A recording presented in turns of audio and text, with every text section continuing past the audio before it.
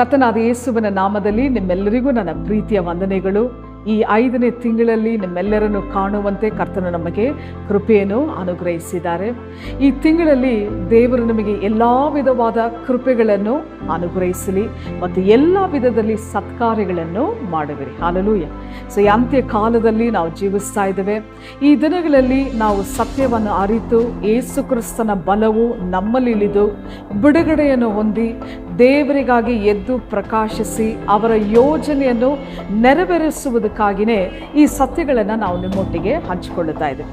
ಈ ದಿನದಲ್ಲಿ ಯೋಸೇಫನ ಪರಿಶುದ್ಧತೆ ಎಂಬ ವಿಷಯದಲ್ಲಿ ನಾನು ಈ ಸಂದೇಶವನ್ನು ಹಂಚಿಕೊಳ್ಳಿಕ್ಕೆ ನಾನು ಇಷ್ಟಪಡುತ್ತೇನೆ. ಅದಕ್ಕೆ ಒಂದು ವೇದ ವಾಕ್ಯವನ್ನು ನಾವು ಓದೋಣ. ಆದಿಕಾಂಡ 37ನೇ ಅಧ್ಯಾಯ 2ನೇ ವಚನವನ್ನು ನಾನು ಓದ್ತೇನೆ. Genesis chapter 37 versus 2. ಯೋಸೇಫನು 17 ವರ್ಷದವನಾಗಿದ್ದಾಗ ತನ್ನ ಸಹೋದರರಾದ ಬಿಲ್ಹಾಲ ಮತ್ತು ಜಿಲ್ಫಾಲ ಮಕ್ಕಳ ಸಂಗಡ ಕುರಿಮಂದೆಗಳನ್ನು ಕಾಯುತ್ತಿದ್ದನು. ಅವನು ಯೌವನಸ್ಥನಾಗಿದ್ದನು. ತನ್ನ ಅಣ್ಣಂದಿರು ಮಾಡುವ ಕೆಟ್ಟ ಕೆಲಸಗಳ ಸುದ್ದಿಯನ್ನು ತನ್ನ ತಂದೆಗೆ ತಿಳಿಸಿದನು. ಇಲ್ಲಿ ನಾವು ನೋಡುತ್ತೇವೆ, ಯೋಸೇಫನ ಜೀವಿತದಲ್ಲಿ ಪರಿಶುದ್ಧತೆ ಯಾವ ರೀತಿಯಲ್ಲಿ ಕ್ರಿಯೆ ಮಾಡಿತು ಎನ್ನುವುದರ ಬಗ್ಗೆ ಇವತ್ತು ನಾವು ಓದಲಿಕ್ಕಿದ್ದೇವೆ. ಕ್ರೈಸ್ತತ್ವದಲ್ಲಿ ಪರಿಶುದ್ಧತೆ ತುಂಬಾನೇ ಮುಖ್ಯ. ಸೊ ದೇವರಿಗೂ ಶತ್ರುವಿಗೂ ಇರುವಂಥ ಒಂದು ದೊಡ್ಡ ವ್ಯತ್ಯಾಸ ಏನಂದ್ರೆ, ದೇವರು ಪರಿಶುದ್ಧವುಳ್ಳವರು ಎನ್ನುವುದೇ. ಹಾಲೆಲೂಯ. ಶತ್ರುವಿಗೆ ಸಾಮರ್ಥ್ಯವಿದ್ರೂ ಆತನಲ್ಲಿ ಪರಿಶುದ್ಧತೆ ಇಲ್ಲ. ಸೊ ಪರಿಶುದ್ಧ ಆತ್ಮದಿಂದ ತುಂಬಿಸಲ್ಪಡುವುದು ಪರಿಶುದ್ಧವಾಗಿರಲಿಕ್ಕೇನೆ. ಆಮೇನ್. ಹಾಲೆಲೂಯ. ಇಲ್ಲಿ ನೋಡಿ, ಈ ವಾಕ್ಯ ಹೇಳುತ್ತದೆ, ಯಾಕೋಬನ ಹೆಂಡತಿಯರ ಮಕ್ಕಳು ದುರ್ಮಾರ್ಗದಲ್ಲಿ ಜೀವಿಸ್ತಾ ಇದ್ರು. ಸೊ ಇದನ್ನು ನೋಡಿದ ಯೋಸೇಫನು ಆತನು ಹೋಗಿ ತನ್ನ ತಂದೆ ಹತ್ರ ಹೇಳುತ್ತಾ ಇದ್ದಾನೆ. ಸೊ ತನ್ನ ತಂದೆ ಹತ್ರ ಆತನು ಚಾಡಿ ಹೇಳುತ್ತಾ ಇಲ್ಲ, ಬದಲಾಗಿ ಆತನು ತನ್ನ ತಂದೆ ಹತ್ರ ತಿಳಿಸುತ್ತಾ ಇದ್ದಾನೆ, ಅರಿಕೆ ಮಾಡ್ತಾ ಇದ್ದಾನೆ. ಏನಂತ ಅರಿಕೆ ಮಾಡ್ತಾ ಇದ್ದಾನೆ? ಯಾಕೋಬನೇ, ನನ್ನ ತಂದೆಯೇ, ನಾವು ಅಬ್ರಹಾಮನ ಸಂತತಿಯವರಲ್ಲವ, ದೇವರಿಗಾಗಿ ಜೀವಿಸಿ ದೇವರನ್ನು ಸೇವಿಸುವ ಸಂತತಿಯವರಲ್ಲವ. ಸೊ ಆ ರೀತಿಯಾದ ನಮ್ಮ ಸಹೋದರರು ಅವರು ದುರ್ಮಾರ್ಗದಲ್ಲಿ ಜೀವಿಸ್ತಾ ಇದ್ದಾರೆ. ಸೊ ಅವರನ್ನು ಖಂಡಿಸಿ ಸರಿಯಾದ ಮಾರ್ಗದಲ್ಲಿ ನಡೆಸಿ ಎನ್ನುವ ಭಾವನೆಯನ್ನು ಇಲ್ಲಿ ಪರಿಶುದ್ಧಾತ್ಮನು ಕ್ರಿಯೆ ಮಾಡುತ್ತಾರೆ. ಸೊ ಈ ದಿನದಲ್ಲಿ ಪರಿಶುದ್ಧತೆಯನ್ನು ನಾವು ಹುಡುಕಬೇಕು. ಆವಾಗಲೇ ನಾವು ಮಾಡುವಂಥ ಕಾರ್ಯಗಳು, ನಮ್ಮ ಪ್ರಾರ್ಥನೆಗಳಿಗೆ ಪ್ರತಿಫಲ ಸಿಕ್ಕುತ್ತದೆ. ಹಲ್ಲೆಲೂಯ. ವಾಕ್ಯ ಹೆಂಗೆ ಹೇಳುತ್ತದೆ, ಹೃದಯದಲ್ಲಿ ಪರಿಶುದ್ಧವುಳ್ಳವರು ಧನ್ಯರು, ಅವರು ದೇವರನ್ನು ನೋಡುವರು ಎಂದು ವಚನ ನಮಗೆ ಹೇಳುತ್ತದೆ. ಇಲ್ಲಿ ನೋಡಿ, ಯೋಸೇಫನ ಜೀವಿತದಲ್ಲಿ ಪರಿಶುದ್ಧತೆಯನ್ನು ಬಯಸಿದ್ರಿಂದಲೇ ಪಾಪವನ್ನು ದ್ವೇಷಿಸಿದನು. ಸೊ ಪಾಪವನ್ನು ನಾವು ದ್ವೇಷಿಸುತ್ತೇವಲ್ವಾ, ಅದೇ ಪರಿಶುದ್ಧದ ಗುರುತು. ಹಲ್ಲೆಲೂಯ. ಸೊ ಆತ್ಮನಾದವರು ನಮಗೆ ಕೊಡುವ ಒಂದು ಉನ್ನತವಾದ ಭಾಗ್ಯ. ಪರಿಶುದ್ಧ ಇಲ್ಲ ಅಂದರೆ ನಾವು ದೇವರನ್ನು ಸೇವಿಸಲಿಕ್ಕೆ ಸಾಧ್ಯನೇ ಇಲ್ಲ. ಸೊ ಆತ್ಮನಾದವರು ನಮ್ಮಲ್ಲಿದ್ದರೆ ನಾವು ಪಾಪವನ್ನು ದ್ವೇಷಿಸುತ್ತೇವೆ, ಭಾಗ್ಯವಂತರಾಗುತ್ತೇವೆ. ಹಲ್ಲೆಲೂಯ. ಸೊ ಪಾಪಕ್ಕಾಗಿ ಪಶ್ಚಾತ್ತಾಪ ಪಟ್ಟರೆ ದೇವರಾದ ಕರ್ತನು ನಮ್ಮನ್ನು ಪರಿಶುದ್ಧಗೊಳಿಸಲು ಅವರು ಬಲವರಾಗಿದ್ದಾರೆ. ನಾನೇ ಪರಿಶುದ್ಧನು ಎಂದು ಹೇಳುವ ಮನುಷ್ಯನು ಈ ಲೋಕದಲ್ಲಿ ಯಾರೂ ಇಲ್ಲ. ನಾವೆಲ್ಲರೂ ಮನುಷ್ಯರಾಗಿದ್ದೇವೆ, ತಪ್ಪು ಮಾಡುತ್ತೇವೆ, ದುಡುಕಿ ಮಾತನಾಡುತ್ತೇವೆ. ಆದರೆ ದೇವರೇ, ನನ್ನ ಪಾಪವನ್ನು ಕ್ಷಮಿಸು, ನಾನು ಮಾಡಿರುವ ಕಾರ್ಯಗಳನ್ನು ನೀನು ಕ್ಷಮಿಸು ಅಂತ ಕೇಳುವಾಗ ನಿಜವಾಗ್ಲೂ ದೇವರು ಕ್ಷಮಿಸುತ್ತಾರೆ. ಹಲ್ಲೆಲೂಯ.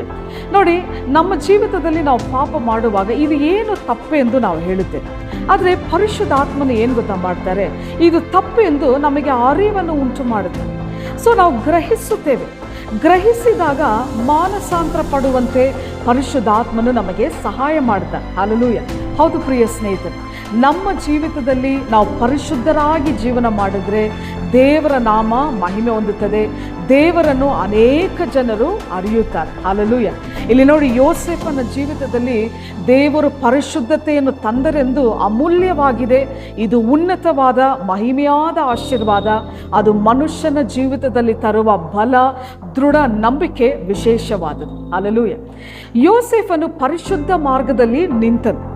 ದಿಢೀರೆಂದು ನೋಡಬೇಕಾದ್ರೆ ಪೋತಿಫರ ಮನೆಯಲ್ಲಿ ಒಂದು ಸಮಸ್ಯೆ ನಮ್ಮೆಲ್ಲರಿಗೂ ಗೊತ್ತಿದೆ. ಅಂಥ ಸಮಯದಲ್ಲಿ ದೇವರು ಯೋಸೇಫನನ್ನು ಬಲಪಡಿಸಿ ಅವರು ನಡೆಸಿದರು. ಪ್ರಿಯ ಸ್ನೇಹಿತರೆ, ನಮ್ಮ ಜೀವಿತದಲ್ಲಿ ನಾವು ತಪ್ಪು ಮಾಡೋದಿಲ್ಲ. ಆದರೆ ತಪ್ಪು ನಮ್ಮ ದಾರಿಯಲ್ಲಿ ಬರುವಾಗ ಅದನ್ನು ಎದುರಿಸುವ ತ್ರಾಣಿ ನಮ್ಮಲ್ಲಿದ್ದರೆ ನಾವು ಭಾಗ್ಯವಂತರು. ಹಲ್ಲೆಲೂಯ. ಇದನ್ನು ತುಂಬ ಭಯದಿಂದ, ನಡುಕದಿಂದ ನಾನು ಇದನ್ನು ಹೇಳ್ತಾ ಇದ್ದೇನೆ. ಯಾಕಂದರೆ ಇದು ಸಾಧಾರಣವಾದ ಕಾರ್ಯ ಅಲ್ಲ.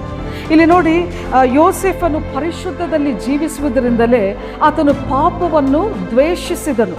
ಆ ಪಾಪವನ್ನು ದ್ವೇಷಿಸುವ ಅಂಶ ಬಂತು.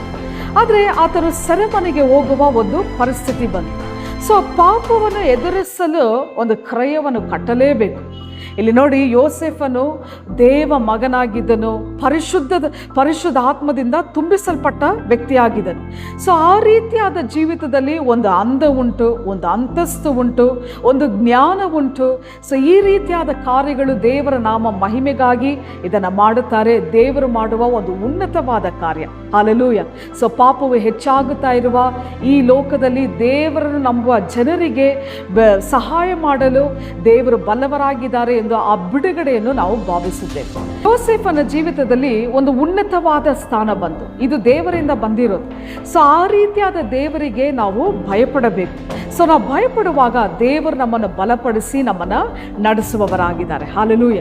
ಇಲ್ಲಿ ನೋಡಿ, ಯೋಸೇಫನಿಗೆ ಒಂದು ಭಯಂಕರವಾದ ಒಂದು ಪರಿಸ್ಥಿತಿ, ಒಂದು ಸಿಚುವೇಶನ್. ಸಾಮಾನ್ಯವಾಗಿ ಶಾಪ ಯಾವುದರಿಂದ ಬರುತ್ತದೆ ಅಂದರೆ ರಕ್ತ ಸುರಿಯೋದರಿಂದ ಮತ್ತು ದುರ್ಮಾರ್ಗದಲ್ಲಿ ಜೀವಿಸುವುದರಿಂದ ಮತ್ತು ಪ್ರತಿಮಾ ಆರಾಧನೆ ಮಾಡುವುದರ ಮೂಲಕವಾಗಿ ಶಾಪವು ಬರುತ್ತದೆ. ಅಂದರೆ ಶಾಪ ಅಂದರೆ ನಾವು ಮಾಡುವುದು ನಮ್ಮ ಮಕ್ಕಳಿಗೆ ಅದು ಹಾಗೇ ಹೋಗುತ್ತದೆ. ಸೊ ಸಂತತಿಯಾಗಿ ಪಾಪ ಮತ್ತು ಶಾಪ ಹಾಗೇ ಇದೆ. ಅದು ಬೇರು ಸಮೇತವಾಗಿ ಕತ್ತರಿಸಲ್ಪಡಬೇಕು. ನೋಡಿ, ವಾಕ್ಯ ಹೆಂಗೆ ಹೇಳುತ್ತದೆ, 2 ಕೊರಿಂಥಿ 5ನೇ ಅಧ್ಯಾಯ 17ನೇ ವಚನ ಹೇಳುವ ಪ್ರಕಾರ, ಒಬ್ಬನು ಕ್ರಿಸ್ತನಲ್ಲಿದ್ದರೆ ಆತನು ಹೊಸ ಸೃಷ್ಟಿಯಾಗಿದ್ದಾನೆ, ಹಳೆಯದೆಲ್ಲ ಹೊರಟೋಯ್ತು, ಎಲ್ಲವೂ ನೂತನವಾಯಿತು ಎಂದು ವಾಕ್ಯ ನಮಗೆ ಹೇಳುತ್ತದೆ. ಸೊ ಒಂದು ವೇಳೆ ನಮ್ಮ ಜೀವಿತದಲ್ಲಿ ನಾವೇನಾದರೂ ತಪ್ಪು ಮಾಡಿದರೆ, ನಮ್ಮ ಪರವಾಗಿ ಮಾತನಾಡುವ ಯೇಸು ಕ್ರಿಸ್ತನ ಹತ್ತಿರ ಹೋಗಿ ಕಣ್ಣೀರಿನಿಂದ, ದೇವರೇ ನನ್ನ ತಪ್ಪನ್ನು ಕ್ಷಮಿಸು, ನನ್ನನ್ನು ಬಿಡಿಸು ಅಂದರೆ ಅವರು ತಮ್ಮ ರಕ್ತದಿಂದ ಬಿಡಿಸಲು ಅವರು ಬಲವರಾಗಿದ್ದಾರೆ. ಹಲ್ಲೆಲೂಯ.